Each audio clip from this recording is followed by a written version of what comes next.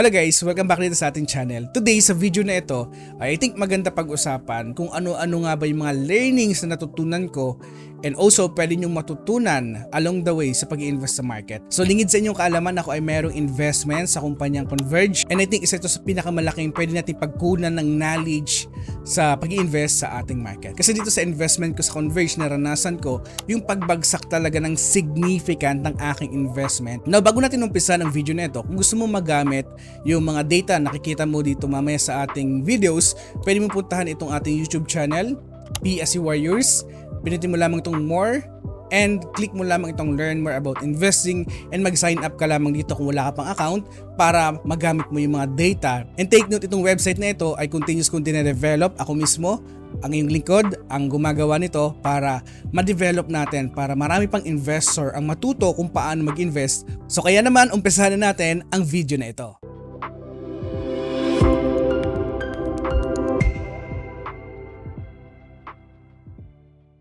Kung bago ka pa lamang dito sa ating channel, ako nga pala si Renz, nag-share ng aking investing journey sa pag-invest dito sa ating merkado. At nilalaga ko guys ang aking personal na pera para magkaroon kayo ng inspiration kung paano nga ba tayo mag-invest dito sa ating bansa.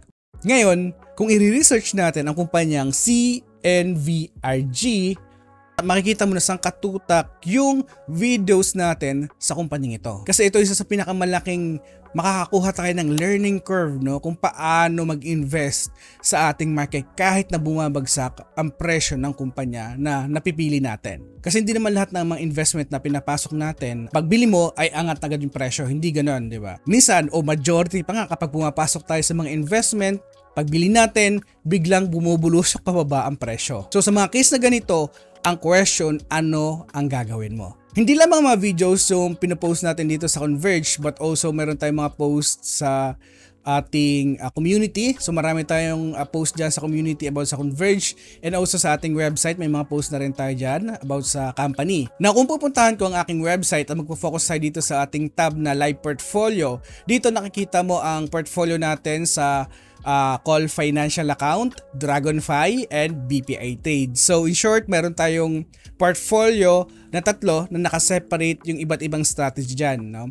So dito sa Call Financial Account, na andito yung pinakamarami nating investment na stocks. So more than 30 stocks na ang ating investment dito. So today, ang bibigyan natin dito ng focus ay yung investment natin sa Converge. So as of the moment, ang aking capital gains dito ay nasa 98.31% na, and aking nakuhang dividendo sa kumpanyang ito as of the moment ay nasa 5.64% na. So overall, ang aking total returns ay nasa 103.95%.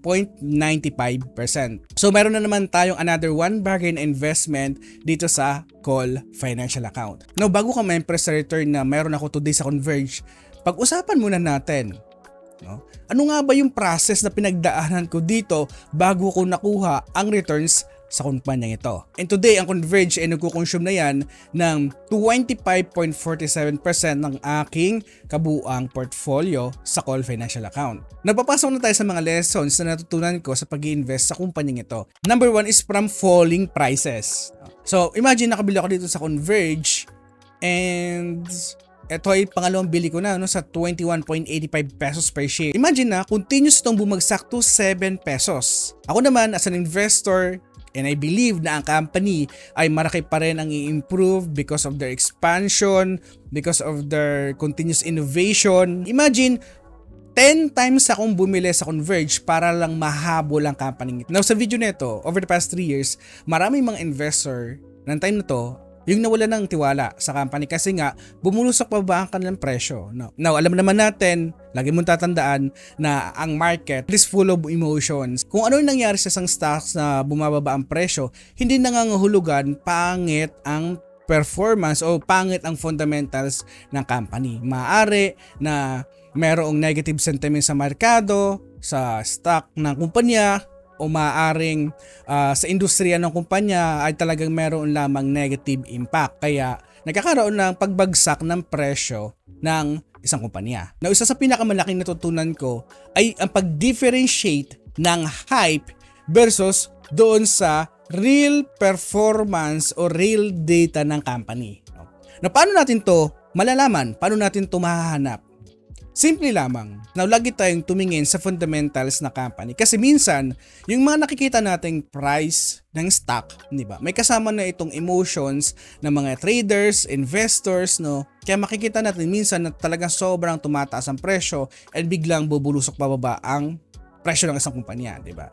Now, to give you an idea, no, para malaman mo kung maganda ang performance ng isang kumpanya, no? Lagi mong tignan, ano ba yung fundamentals na company? Ano ba yung ginagawa ng revenue ng kumpanya?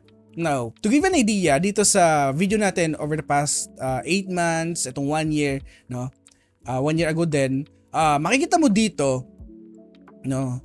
Sa continuous sa pagbagsak ng share price ng kumpanya, no? Makikita mo, talagang consistent, no? Consistent na tumataas ang revenue ng Converge. Anong ibig sabihin nito?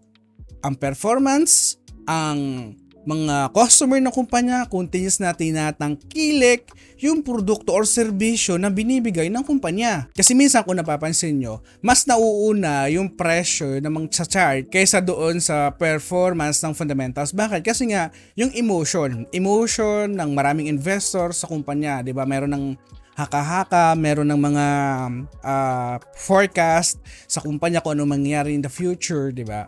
So, kaya nakikita natin yung pagtaas at baba ng presyo ng company. Another, na malaman mo na merong potential na mag-grow yung business sa pamamagitan ng news na nire-report nila.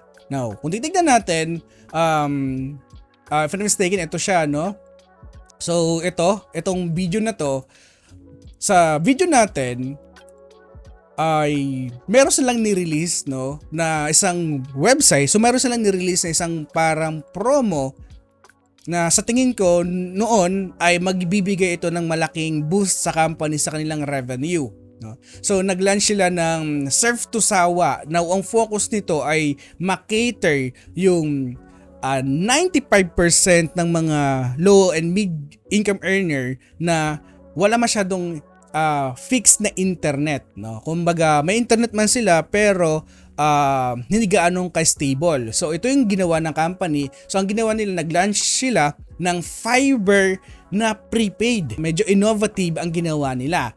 So instead of 1,000 o 1,500 every month, so mayroon lamang itong 700 pesos ang babayaran mo sa company. E nakagandahan dito sa Surf to Sawa na nilaunch nila ay wala to contract. Ibig sabihin, kung hindi ka man makapagbayad ngayon, gusto mo magpa-load naman next month kasi doon ka magkakaroon ng budget, okay lang, walang disconnection na papasok sa iyo every month. So ganito yung ginawa nilang strategy. And truly enough, no, nang ginawa nila ito, nag-boost yung kanilang income, yung kanilang revenue, tumaas ng tumaas. Pero sa panahon na ito, ang presyo ng kumpanya nasa 7 pesos na lang. Bakit? Kasi epektado nga sila ng sentiment ng market. Kasi yung emotion ng maraming investor negative sa kumpanya. Sobrang negative.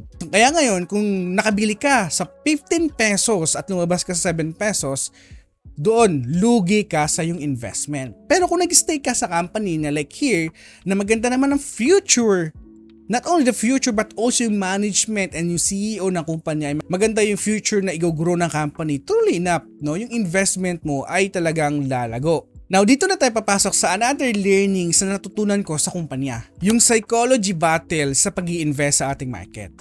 And alam naman natin, no, tayo ay nasanay, human tendency, maraming taong negative sa isang company, even na mataas ang conviction na lalago pa ang company, tayo din nagkakaroon ng emotion na umalis din sa isang investment.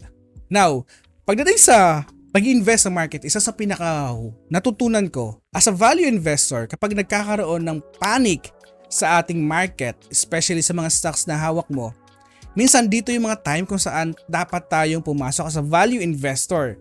No? Bakit? Kasi nagkakaroon ng panic selling driven by market emotion, market fluctuation, and so on and so forth. Ito yung mga time kung saan dapat bumili tayo ng stock na gusto natin. Bakit? Kasi makukuha nga natin ito sa mababa na presyo. Again, gagawin mo lamang ito kapag na-research mo at nagustuhan mo yung loob ng kumpanya. Meaning yung fundamentals ng kumpanya ay sobrang ganda. And kapag hindi pasado sa iyo ang isang stock, kahit bumagsak ang presyo nito to 1 peso, wag na wag mong bibilhin. Again, uulitin natin, pasado dapat. or pasok pa rin sa criteria mo yung binibili mong kumpanya. Again, yung pag-i-invest natin sa market, hindi dito requirement na dapat summa cum laude ka, magna cum laude, magaling ka mag-English, magaling ka sa math. Hindi requirement yon. Ang pinaka-requirement sa pag-i-invest sa market, alam mo kung ano? Dapat matibay yung sikmura mo na kaya mong sikmurain yung pagbagsak ng presyo ng kumpanya. Makuha mo ito sa mababang presyo. 'Di ba? Marami tayong naririnig like Warren Buffett, Manish Pabray, Piltown, Rex Mendoza. Ano lagi nilang sinasabi?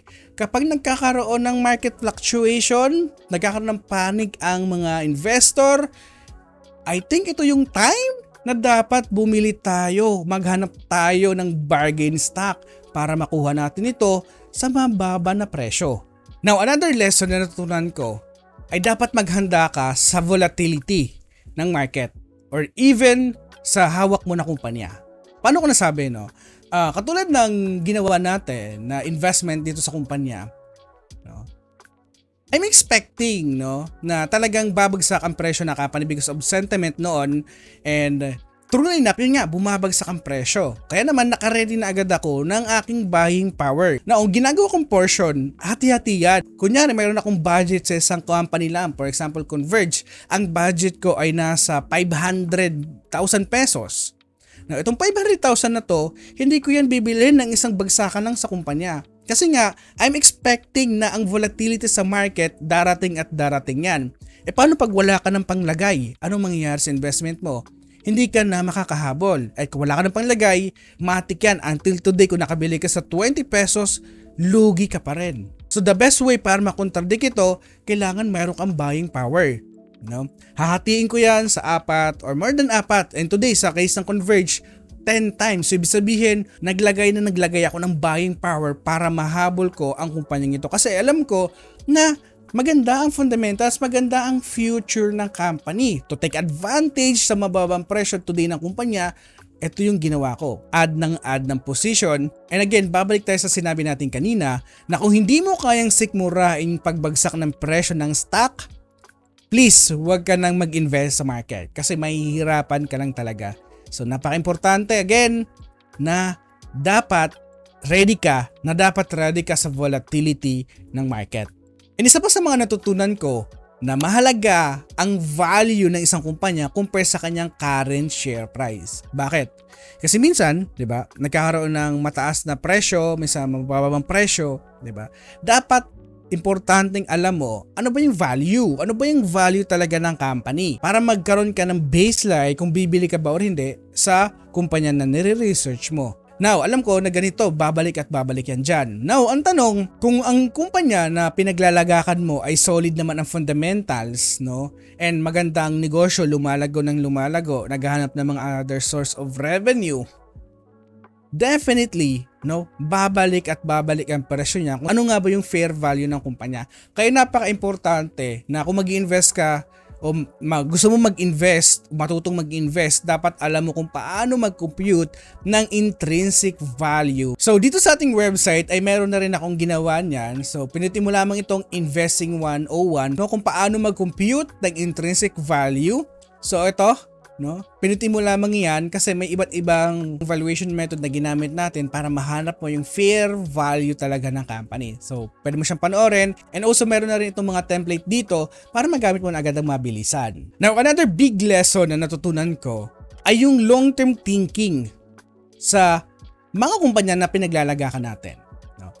Now, minsan, kapag nag-i-invest tayo sa company, di ba? Minsan, o majority of times, pag lagak mo o pag-invest mo, biglang bumabagsak yung presyo, di ba? Naranasan nyo ba yun? Ako minsan kasi nararanasan ko talaga yan, ganyan. Pero, lagi mo tandaan, normal yan, no? Dapat alam mo muna in the first place, ano ba yung fair value, yung value ng kumpanya, and then, kapag bumabagsak ang presyo, dapat nakaset ka, naka-ready ka na mag-abang sa mababang presyo para mabili mo ito. Simula ng natutunan ko ito, talagang na-realize ko na dapat talaga mag-invest kapag bumabagsak ang market. Imagine, napakahalaga ng long-term thinking sa pag-invest sa market kasi dito natin marirealize na napakahalaga ng peace of mind sa pag-invest sa market, and dapat mawala o hindi man mawala, mabawasan ang emotions natin sa pag-invest. And truly enough, nang talagang medyo na-master ko na ito kahit papaano, maganda na yun yung resulta ng aking investment. And imagine, over the last 15 stocks na binili natin dito sa ating portfolio sa Call Financial Account, ayan ay kumikita na. Ayan, napakaganda ng performance today ng portfolio na to. Minsan, may mga stocks dito na talagang bumabagsak, katulad nito, ayan, katulad ng ESET, talagang 44% yung loss ko dito. Nickel Asia 31%, pero sa akin okay lang yan kasi overall ang aking returns talagang natatakpan iyan ng mga gains ko sa mga kumpanya na investment, sa mga kumpanya na meron akong investment today, no? So as of 30 plus stocks na hawak natin today ay 9 lamang, no? 1, 2, 3, 4, 5, 6, 7, 8, 9. So 9 lamang ang negative investment ko dito today sa ating portfolio sa Call Financial Account. Now, yung learnings na andito, napaka-importante ng long-term thinking sa pag-invest sa market. Tayo as a human, di ba, nasanay tayo today sa modern society natin, nasanay tayo ng thinking na dapat mabilis kumita ako, di ba? Marami din mga content creator nagpo-promote ng mabilisang kita, di ba, sa iba't ibang investment. Pero sa pag-i-invest sa market, yung thinking na dapat mabilis ang kumita, ito isa sa pinakamalaking kalaban ng mga investor. Sa susunod na makita mo na bumabagsak ang presyo ng isang stock, tanungin mo ang sarili mo, bumababa ba ang value o ang presyo lamang? Once again, this is Pesky Warrior na lagi nagpapaalala, invest wisely and see you on the other side.